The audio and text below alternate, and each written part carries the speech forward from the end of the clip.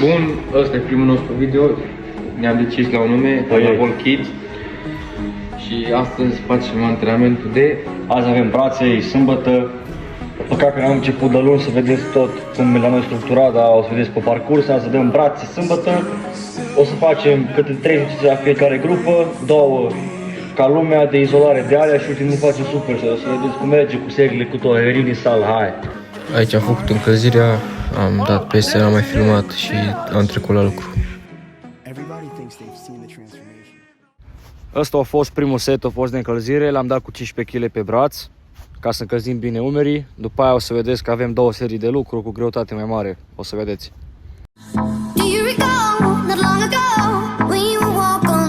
Bun, aici m-am încălzit și eu și revenim cu seturile forță.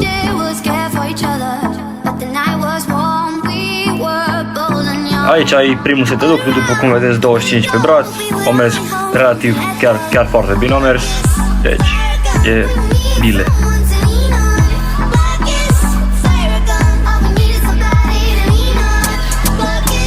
Bun, deci aici am lucrat și eu, nu prea m-am descurcat, dar următorul set vine în forță.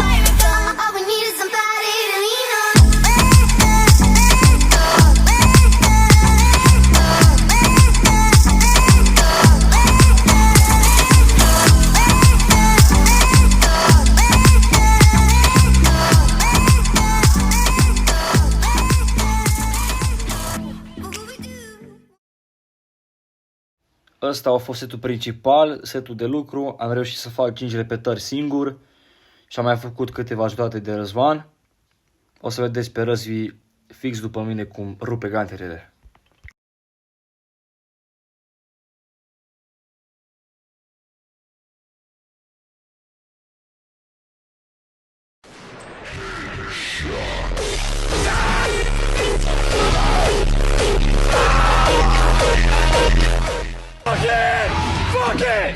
Fuck this shit! Fuck this shit! Acum urmează al doilea exercițiu, după ce face Răzvan setul, ăsta e. Lateral raises, facem primul set de încălzire și dăm 2 serii de lucru, o să vedeți. Din moment ce am ales stabilitatea la exercițiul ăsta, am zis să facem un drop set pentru mai multă intensitate. Deci o să vedeți cum arată.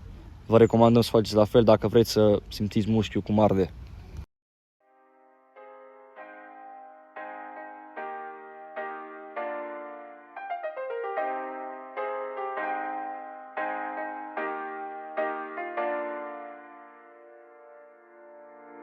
Bun, aici urmează drop setul lui Mario, după cum vedeți și după cum auziți, se rupe bine mușchiul. Am terminat umerii, după cum vedeți ne apucăm de biceps. E setul lui Răzvan, e primul de încălzire, 15 kg pe braț, am dat la fel și eu. O să urmeze seturile de lucru, așa că haideți, stați geană, suntem pe ele.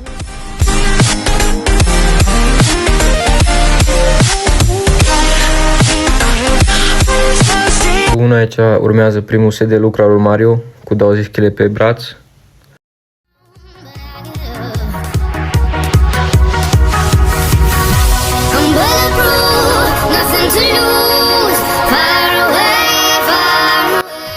Aici am ales din nou să facem un drop set pentru intensitate maximă.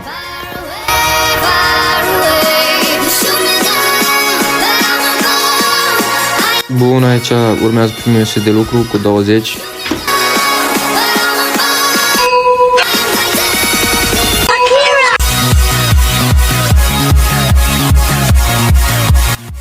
Aici a venit momentul să dăm jos pump cover-ul.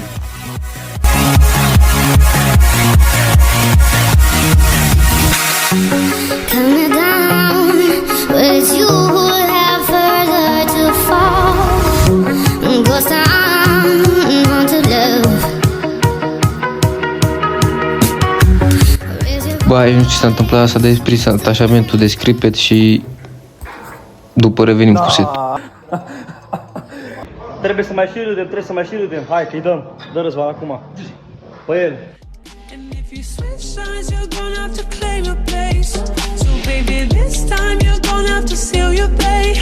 Yeah, baby, Baby, this time you're gonna have to seal your fate and tell me how you hate me, still trying to replace me. Aici trecem la triceps, e primul exercițiu. N-am mai pus seriile de încălzire că o să fie prea lung, dar o să faceți între 6 și 8 repetări dacă vreți. Muscle growth maxim, 2 serii de lucru și una de încălzire, cum am zis, asta e ultima serie de lucru. Contracție maximă și țineți negativul.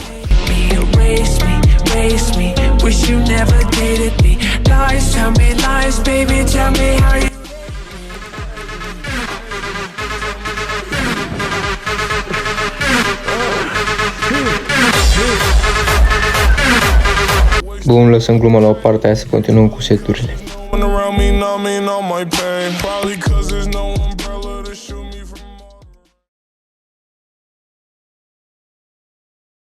După ce am terminat triceps pushdowns, am început cu overhead, cu ganterele.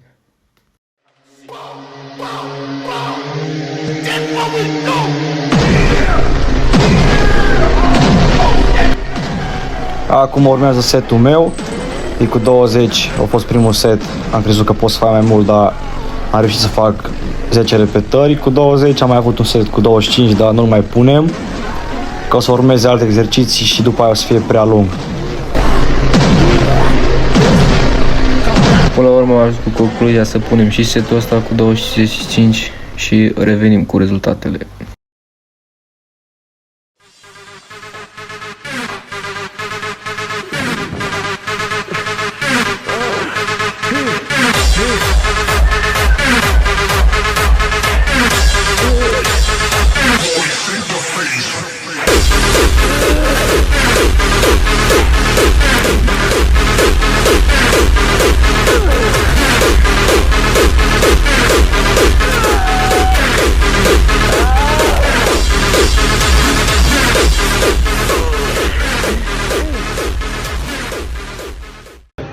Are ce să mai dăm un set la biceps, să facem super set cu triceps, mai ne apucăm de brachial.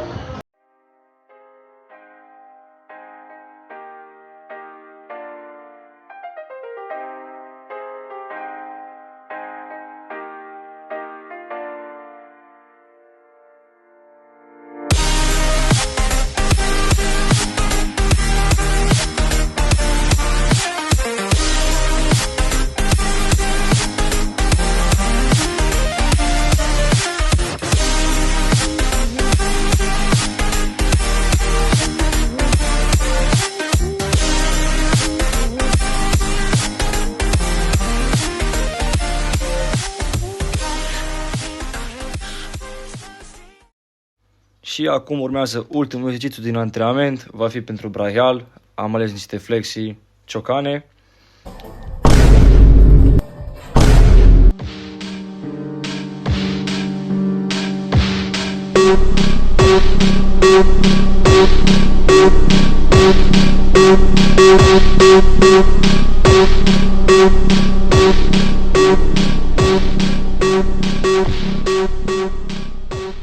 Terminat și noi treaba, facem un pump check.